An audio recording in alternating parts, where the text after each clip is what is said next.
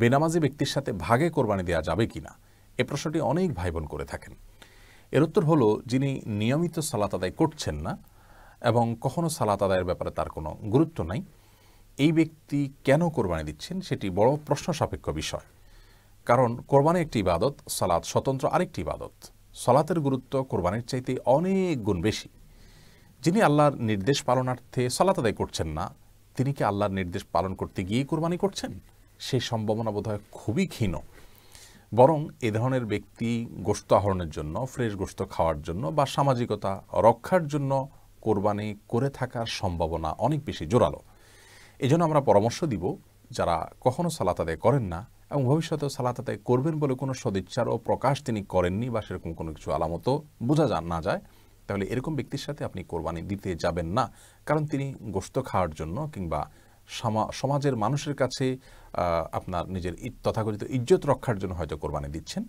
এরকম ব্যক্তির সাথে আপনার কোরবানি দেওয়া উচিত নয়। কোনো ব্যক্তি মাঝে মধ্যে তার নামাজ ছুটে যায় বা নিয়মিত করেন না, কিন্তু নামাজের ব্যাপারে তার গুরুত্ব তিনি ঠিকই ফিল করেন, অনুভব করেন, তাহলে সে ব্যক্তির সাথে আপনি কোরবানি দিতে পারেন। আর যদি কেউ ইতিপূর্বে সালাত আদায় করেননি বা সালাতের গুরুত্ব বুঝেননি, কিন্তু এখন কোরবানি করতে যাচ্ছেন, এই সুযোগে আপনি তাকে যদি দাওয়াত দিতে পারেন, অবশ্যই দাওয়াত দেওয়া উচিত এবং তাকে বিনয়ের সাথে বলা উচিত, বোঝানো উচিত যে সালাত আদায় করার গুরুত্ব কোরবানির চাইতে অনেক গুণ বেশি। সালাত আদায় না করে কোরবানি করা, এ বিষয়টি লুঙ্গে খুলে পাগড়ি পরার মতো। সতর ঢাকার গুরুত্ব পাগড়ি পরার চাইতে অনেক বেশি। অতএব পাগড়ি পরার আগে আমাকে সতর চিন্তা করতে হবে, কোরবানি করার আগে আমাকে নামাজের বিষয়ে দায়িত্বশীল হতে হবে। এরকম বোঝানোর সুযোগ পেলে তাকে বোঝাবেন। এরপর তিনি যদি বলেন যে হ্যাঁ ভবিষ্যতে তিনি সালাত আদায় করবেন, সদিচ্ছা জাহির করেন, তাহলে সেরকম ব্যক্তির সাথেও আপনি কোরবানি দিতে পারেন। তাহলে একেবারে সালাত আদায় করেন না, কখনো সালাত আদায় করবেন তার কোনো আলামতও তার মধ্যে নাই, এরকম ব্যক্তির সাথে কোরবানি দিবেন না। এই ব্যক্তির ঈমান নিয়ে প্রশ্ন তুলেছেন অনেক ইমামগণ। আর যে ব্যক্তি সালাত আদায় করেন কিন্তু মাঝে মধ্যে গাফিলতি হয়ে যায়, সেজন্য তার অপরাধ বোধও আছে, তাহলে সেক্ষেত্রে তার সাথে আপনি কোরবানি দিতে পারেন।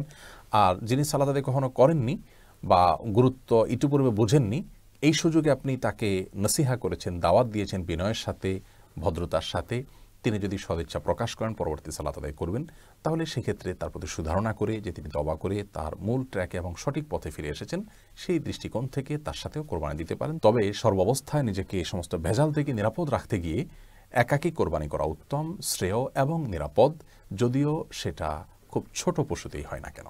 আল্লাহ তাআলা আমাদেরকে বোঝার তৌফিক দান করুন।